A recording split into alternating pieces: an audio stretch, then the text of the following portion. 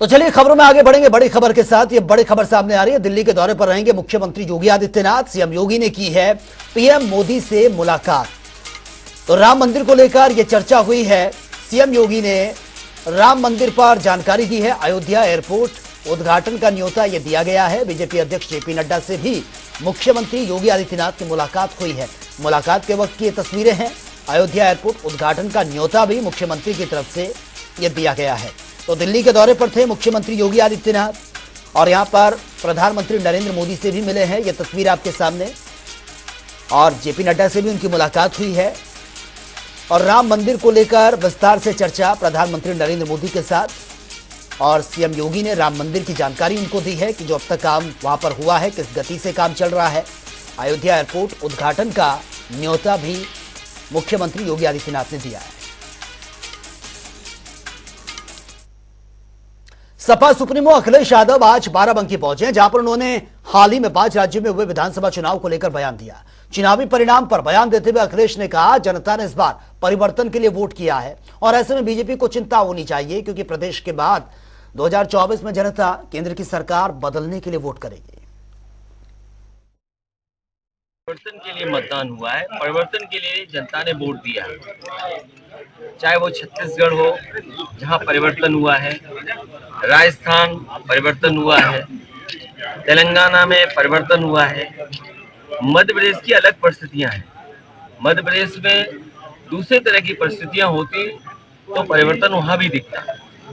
ज्यादातर जो लोग हैं जिन्होंने बातें रखी हैं चुनाव के परिणामों पर, उन्होंने यही कहा कि परिवर्तन का मतदान हुआ है, परिवर्तन का वोट है। तो इसलिए सबसे ज्यादा चिंता का विषय भारतीय जनता पार्टी के लिए होना चाहिए, क्योंकि अगर प्रदेश स्तर पर ये परिवर्तन का वोट है तो कल जब दिल्ली का चुनाव होगा तो एक बार फिर जनता परिवर्तन के लिए वोट डालेगी। और सवाल वही है, किसान की आय दोगुनी होना, नौजवानों को नौकरी रोजगार मिलना, चरम सीमा पर महंगाई है आज भी, जो बिजली की सुविधा मिलनी चाहिए थे या सस्ती बिजली उपलब्ध होनी थी वो नहीं है, अल्पसंख्यक अभी भी दुखी है, जो दिया भी गया है हमारे बुनकर भाइयों के लिए बजट में वो पर्याप्त नहीं है, सड़कों के अभी भी गड्ढे बंद नहीं हो पाए। ज्ञानव्यापी विवाद से जुड़ी 5 याचिकाओं पर आज इलाहाबाद हाईकोर्ट में सुनवाई हुई है। आपको बता दें कि ज्ञानव्यापी विवाद से जुड़ी सभी 5 याचिकाओं पर इलाहाबाद हाईकोर्ट में एक साथ सुनवाई हो रही है। इसमें 3 याचिकाएं 1991 में वाराणसी की अदालत में दाखिल किए गए केस के पोषणीयता से जुड़ी हुई हैं, जबकि 2 अर्जियां एएसआई के सर्वेक्षण के आदेश के खिलाफ हैं। फिलहाल इस मामले में कल भी कोर्ट में बहस जारी रहेगी। आज कोर्ट नंबर 9 में 5 रिट याचिकाएँ सुनवाई के लिए थी, जिसमें से 2 रिट याचिकाएँ जो पुराना वाद है उसकी मेंटेनेबिलिटी के संबंध में चैलेंज किया गया था, जिसमें लोअर कोर्ट ने आदेशित किया था कि ये वाद पूजा स्थल विशेष उपबंध अधिनियम 1991 से बाधित नहीं है और 15 अगस्त 1947 को इसकी रिलीजियस कैरेक्टर क्या है उसको डिटरमिन करने के लिए साक्ष्य की आवश्यकता है, साक्ष्य ले कोर्ट। उसके विरुद्ध यहाँ कोर्ट में आज सुनवाई थी। 2 याचिकाएं थीं मुस्लिम पक्ष की, जिनमें आज सुनवाई हुई। 33/41 सन 2017 में अंजुमन इंतजामिया मसाजिद के सीनियर अधिवक्ता श्री FSA नकवी ने अपना पक्ष रखा और दूसरा यूपी सुन्नी सेंट्रल वक्फ बोर्ड के रिट याचिका में श्री पुनीत कुमार गुप्ता ने अपना पक्ष रखा। हम लोगों ने जवाब दिया और जवाब के बाद कुछ थोड़ा सा आधे घंटे के लिए रिजॉइंडर में बहस के लिए श्री पुनीत कुमार गुप्ता ने समय लिया है। हम लोग भी आधा घंटा का समय लेंगे। फिर 3 बची हुई रिट याचिकाओं में सुनवाई के लिए कल 10 बजे का समय कोर्ट ने नियत कर दिया है।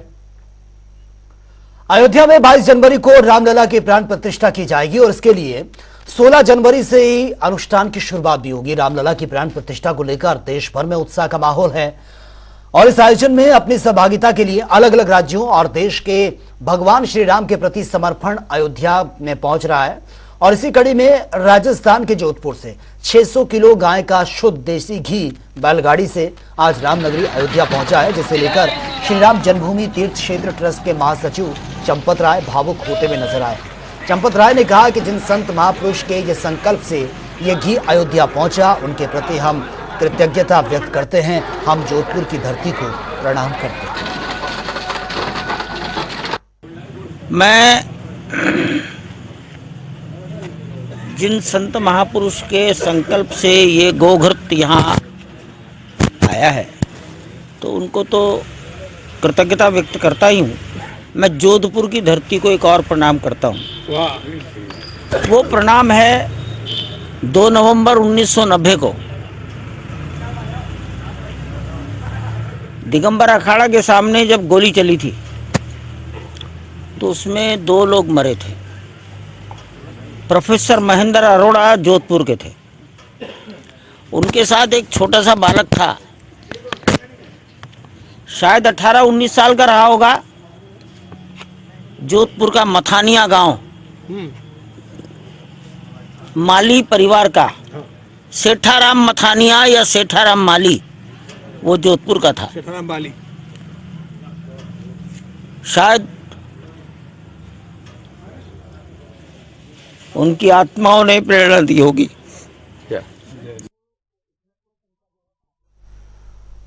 रामनगरी अयोध्या में 22 जनवरी को रामलला की प्राण प्रतिष्ठा होगी, तो वहीं राम मंदिर में पूजा अर्चना के लिए अर्चक प्रशिक्षण भी शुरू कर दिया गया है, जिसमें 24 अभ्यर्थी शामिल हैं। और इसे लेकर श्री राम जन्मभूमि तीर्थ क्षेत्र ट्रस्ट के प्रतिनिधि गोविंद देवगिरी ने विशेष जानकारी भी दी है। अचानक नहीं आ जाती, उसके लिए संस्कार होने चाहिए। तो हमारी जो यहाँ की समिति थी, उस समिति में हमारे सत्यनारायण जी महंत ये रहे, महंत जानकी शरण नंदन जी वो भी रहे, और हमारे जयराम शर्मा जी ये भी रहे, और हमारे एक अच्छे वैदिक है जो वेदमूर्ति चंद्रभानु जी, जो दिल्ली से आए हैं और महर्षि वेदव्यास प्रतिष्ठान और परिषद के वेद विद्यालयों में वरिष्ठ अध्यापक के रूप में सम्मानित है। इन सब ने मिलकर के ये चयन किया। अब ये जो पूजा पद्धति पढ़ानी है, इसके लिए स्वयं पहले संध्या वंदन से आरंभ करना होता है। यह संध्या वंदनादि किसको किसको आता है, यहाँ से आरंभ किया। तो जिनको संध्या वंदन भी नहीं आता है, ऐसे बालक अपने आप छटते गए। अब उसके बाद में भी जिनके मंत्र के उच्चारण शुद्ध है अथवा नहीं है, मंत्रोच्चारण शुद्ध सीख सकते की क्षमता जिनमें है, ये देखा गया। और इस प्रकार बालकों की छटनी होती गई, और इस प्रकार जो बालक साक्षात्कार के लिए चुने गए, उन बालकों की भी छटनी होते होते इन 24 बालकों का चयन किया है। उत्तर प्रदेश में मदरसों को मिलने वाली फंडिंग को लेकर कैबिनेट मंत्री धर्मपाल सिंह का बयान भी सामने आया। कैबिनेट मंत्री ने कहा कि फिलहाल इस मामले में एसआईटी की जांच चल रही है और जब तक जांच पूरी नहीं हो जाती तब तक इस पर कुछ भी बयान नहीं दिया जा सकता। हालांकि उन्होंने यह भी कहा कि योगी सरकार जीरो टॉलरेंस की नीति पर काम कर रही है, भ्रष्टाचारियों को किसी भी कीमत पर बख्शा नहीं जाएगा। देखिए, योगी सरकार करप्शन जीरो टॉलरेंस पर काम कर रही है। करप्शन चाहे कहीं भी हो, किसी स्तर पर हो, बर्दाश्त नहीं किया जाता है। मदरसा शिक्षा में ऐसी जांचें हमने कराई। जांचों में ये विषय निकल कर आया कि जो आर्थिक स्रोत थे मदरसों के, हमारे विभाग ने ये जांच की तो उन्होंने हमें उत्तर दिया था कि ये फंडिंग हमको स्थानीय स्तर पर हो रही है, चंदे से मिल रही है, जकात से मिल रही है, विभाग ने जो सर्वे किया उस पर ये स्थानीय स्तर पर तो ये पाया गया कि ऐसे लोग वहां सिचुएटेड नहीं है जो जकात कर सकें, चंदा दे सकें। तो इस पर संदेह हुआ तो विभाग ने उच्च स्तरीय वार्ता की और फिर ये निर्णय लिया गया कि हाई पावर कमेटी के द्वारा ये निर्णय हुआ कि इसकी स्पेशल जांच कराई है। आईएसआईटी जांच कर रही है। उत्तर प्रदेश माध्यमिक शिक्षा परिषद ने बोर्ड परीक्षाओं की तारीखों का ऐलान कर दिया है और इसके लिए यूपी बोर्ड ने 10वीं और 12वीं की डेट शीट भी जारी कर दी है। आपको बता दें कि इस बार बोर्ड एग्जाम 22 फरवरी 2024 से शुरू होकर 9 मार्च 2024 तक चलेगा और इस बार 10वीं और 12वीं की परीक्षा के लिए कुल 55,08,206 छात्रों ने पंजीकरण करवाया है। हालांकि इस साल बोर्ड एग्जाम के लिए रजिस्ट्रेशन पिछले साल की तुलना में कम है।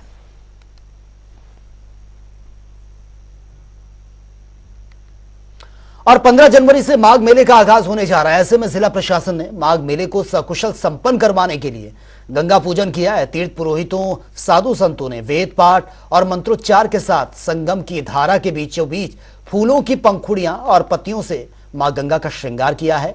पूजन अर्चन के साथ ही मां गंगा का दुग्ध अभिषेक भी किया गया। मेले का आयोजन सफल हो और हम अपने प्रयोजन में सफल हों, इसलिए माँ गंगा मैया, यमुना मैया, त्रिवेणी स्थान, अक्षयवट सबकी आज हमने पूजा की है और हमने यह मनोकामना की है कि जो इस प्रयोजन से हम यहाँ काम कर रहे हैं हमारा प्रयोजन सफल हो। एक अत्यंत ही सफल माघ मेले का हम आयोजन करा पाए। माघ मेला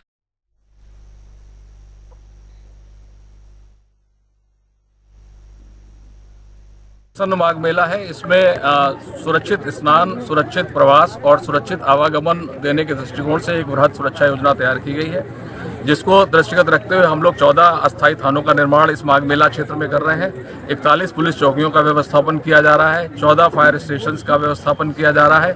इसके अलावा उत्तर प्रदेश पुलिस की विभिन्न इकाइयाँ इस माघ मेले में योगदान देंगी, जिसमें नागरिक पुलिस के लोग होंगे, सशस्त्र पुलिस के लोग होंगे, यातायात पुलिस के लोग होंगे, महिला पुलिस की व्यवस्थापन किया जा रहा है।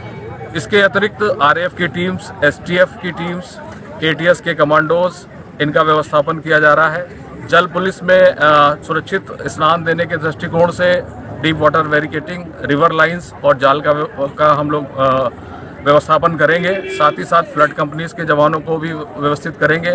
एसडीआरएफ की टीम्स किसी भी प्रकार की आकस्मिकता से निपटने के लिए एसडीआरएफ और एनडीआरएफ भी यहाँ पर मौजूद और मुस्तैद रहेगी।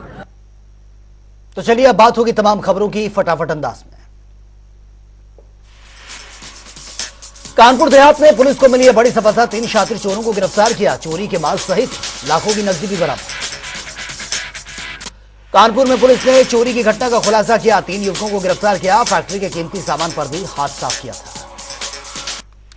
मथुरा में राजस्व टीम पर खनन माफियाओं ने अटैक कर दिया। अवैध खनन पर कार्रवाई करने के लिए गई थी टीम। नगला पापड़ी की घटना। आजमगढ़ में अनियंत्रित ट्रक और ऑटो की जबरदस्त टक्कर, आज समेत 3 लोगों की मौत। पुलिस ने शवों को पोस्टमार्टम के लिए भेजा। फतेहपुर में माफियाओं के हौसले बुलंद है। खनिज विभाग की टीम से मारपीट का मामला, पुलिस ने 12 अज्ञात पर मुकदमा दर्ज किया। फिरोजाबाद में पुलिस को मिली बड़ी सफलता। अंतर जनपदीय गैंग के 2 शातिर चोर गिरफ्तार। कब्जे से तमंचा, कारतूस बरामद। एटा में पुलिस ने नामी शातिर बदमाश को गिरफ्तार किया। अपहरण सहित हत्या के प्रयास में मामले दर्ज। 2 महीनों से फरार था। फिरोजाबाद में वाहन चोर गैंग का पर्दाफाश। 3 आरोपियों को किया गिरफ्तार। चेकिंग के दौरान मिली बड़ी सफलता। इटावा में पुलिस के शातिर अपराधी के साथ मुठभेड़। बदमाश के पैर में लगी गोली। कब्जे से कारतूस और खोखा भी बरामद। आजमगढ़ में मुठभेड़ में 2 बदमाशों को लगी है गोली। अस्पताल में एडमिट करवाना पड़ा। 2 अवैध तमंचा, कारतूस और मोटरसाइकिल बरामद। आगरा में फंदे पर लटकता मिला नवविवाहिता का शव। मृतक के परिजनों ने ससुराल वालों पर लगाया हत्या का आरोप। जांच में जुटी है पुलिस। महुआ में युवक ने ट्रेन के आगे लगाए छलांग। परिवार में बचा कोहराम। आत्महत्या से पहले बनाया था वीडियो। फिरोजाबाद में ट्रैफिक पुलिस ने चलाया अभियान। यातायात के नियमों की अनदेखी करने वालों के काटे जा रहे हैं चालान। अलीगढ़ विद्युत विभाग से परेशान किसान ने की आत्महत्या। किसान की फसल भी हुई थी नष्ट। ग्रामीणों ने शव को विद्युत कार्यालय ले जाकर प्रदर्शन किया। फर्रुखाबाद में पिकअप ने रोडवेज बस में मारी है टक्कर। 1 किसान की मौत की खबर है। 1 दर्जन से ज्यादा घायल, इलाज के लिए अस्पताल में भर्ती। मैनपुरी में संदिग्ध परिस्थितियों में युवक ने खुद को मारी है गोली। परिजनों में छाया मातम। व्यापार में घाटे के चलते उठाया खौफनाक कदम। उन्नाव में युवक ने फांसी लगाकर जान दे दी है। प्रेमिका ने दिया था धोखा, उठाया खौफनाक कदम। जांच में जुटी पुलिस। नोएडा में संदिग्ध अवस्था में बहता हुआ मिला है शव। हमीरपुर का रहने वाला था मृतक। जांच में जुटी है पुलिस। संभल में पड़ोसियों की आपस में हुई नोकझोंक। मारपीट में 3 लोग घायल, इलाज के लिए अस्पताल में भर्ती। बलिया में जिला चिकित्सालय का डीएम ने किया निरीक्षण। अव्यवस्था देखकर भड़के जिलाधिकारी, अधिकारियों को दिए हैं दिशा निर्देश। मेरठ में आमरण अनशन पर बैठे सपा विधायक अतुल प्रधान। पुलिस और प्रधान के समर्थकों के बीच नोकझोंक।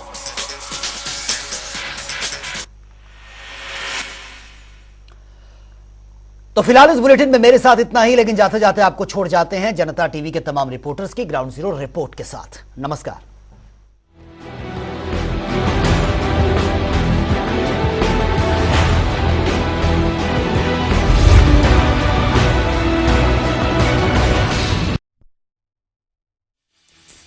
राष्ट्रपति द्रौपदी मुर्मू 2 दिवसीय दौरे पर लखनऊ आ रही हैं। इस 2 दिवसीय दौरे के दौरान उनका जो है तमाम तैयारियां की जानी है। इसको लेकर डीएम सूर्यपाल गंगवार ने समीक्षा की और उनकी तैयारियों के लिए सभी अफसरों को निर्देश दिए हैं क्यों इनके लिए अलग से कार्यालय बनाएं, उस कार्यालय में सभी सुविधाएं अत्याधुनिक सुविधाएं मौजूद की जाएं और इन मुहैया कराने के लिए अफसरों की जिम्मेदारी सौंपी गई है।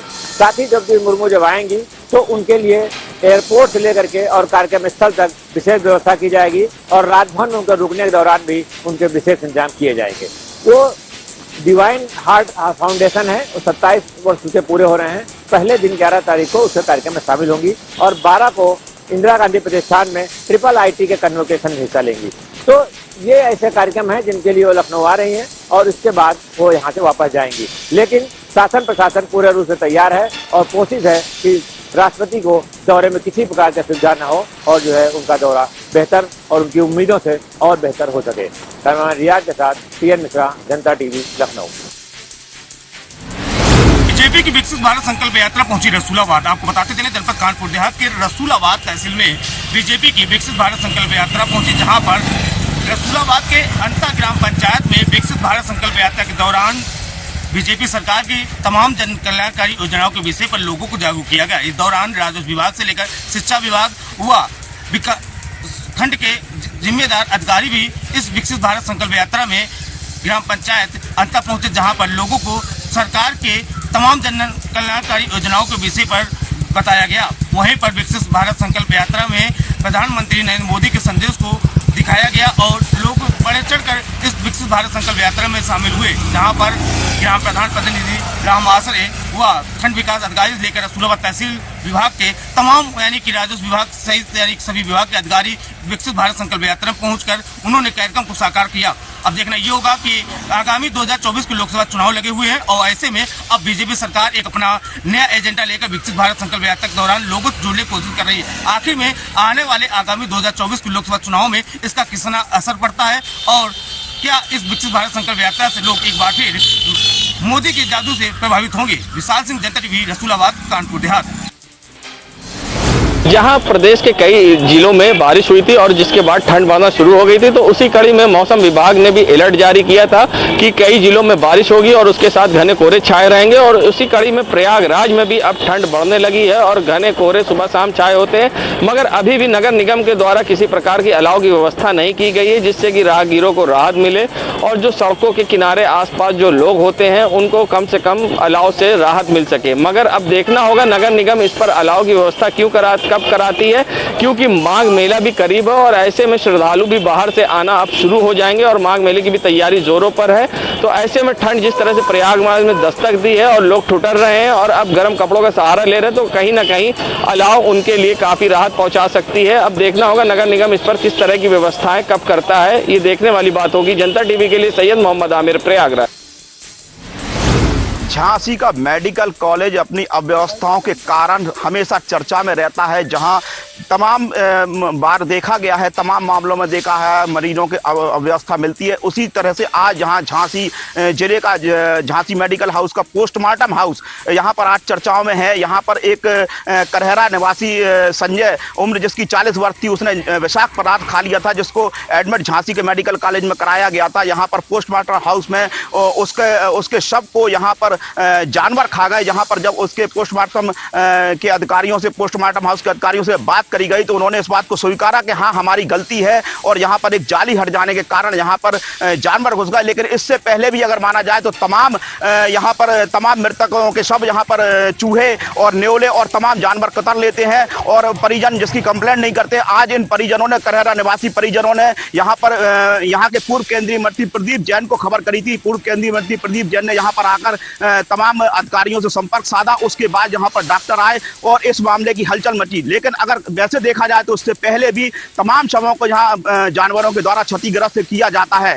झांसी से दीपक जौहरी, जनता टीवी।